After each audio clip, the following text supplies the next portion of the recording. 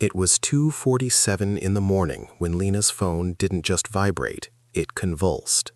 The frantic buzzing was so violent it sent the device skittering across her nightstand, casting the room in a cold, clinical blue light. She jolted awake, slick with sweat, her heart hammering against her ribs like a trapped bird.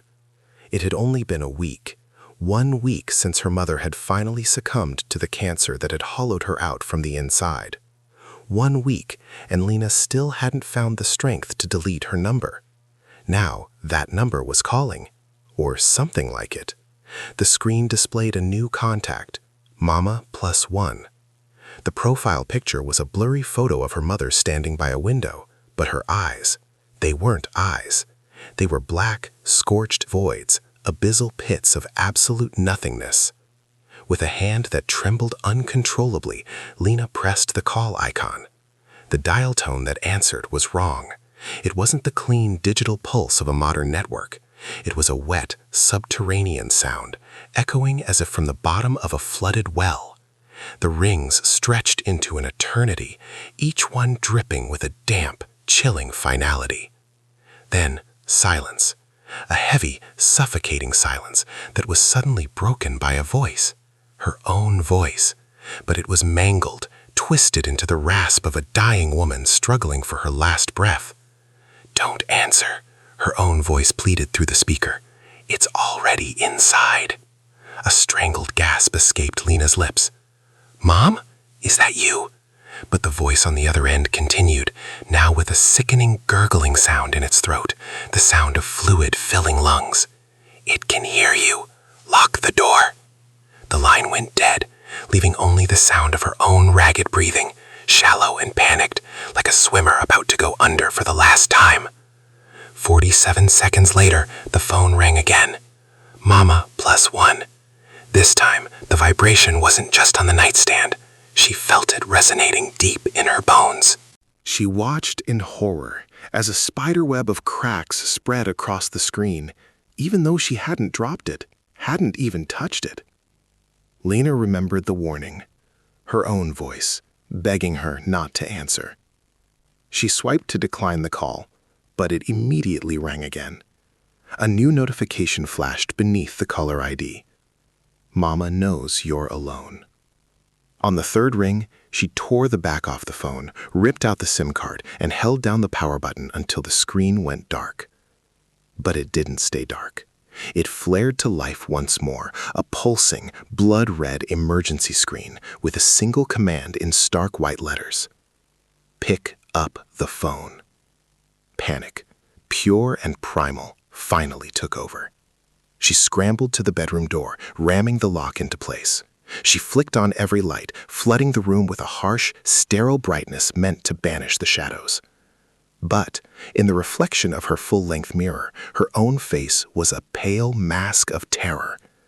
And behind her, in the hallway she had just fled, a shadow detached itself from the wall and melted away. A sound followed, a soft, scraping knock from inside the wall beside her bed. 1, 2, 3. The sound of fingernails dragging slowly through plaster. The phone on her floor spoke on its own, no call necessary. It was her mother's voice, but fractured and broken, stitched together with the shriek of static. "My daughter, it's in your blood. I tried to leave, but it brought me back." Lena screamed, a raw, wordless sound of absolute terror, and hurled the phone against the far wall. It shattered into a dozen pieces, the battery skittering across the floor. But from the jagged shards of the screen, a thin, black slime began to ooze, thick and viscous, carrying the revolting stench of decay and hospital disinfectant. The next morning, Lena's friend found her huddled in the corner of her room, shivering and unresponsive. The apartment was immaculate. The lights were on, the door was locked from the inside, and her phone was sitting on the nightstand, perfectly new, without a single scratch. But in her contacts, there was an entry for Mama +1, and in her call log, a single missed call, timestamped at 2:47 a.m. Lena told her everything, her voice a raw whisper. She was warning me, she repeated over and over. She was trying to warn me. Her friend, unnerved but rational, stayed until nightfall, then left, promising to return in the morning. She did return, but she brought the police with her. Lena was gone. The apartment was empty, the bed unslept in. The only things out of place were a small dark puddle of what looked like black slime on the floor and a single piece of a shattered phone screen. On its glass surface was an image, a final, horrifying photograph.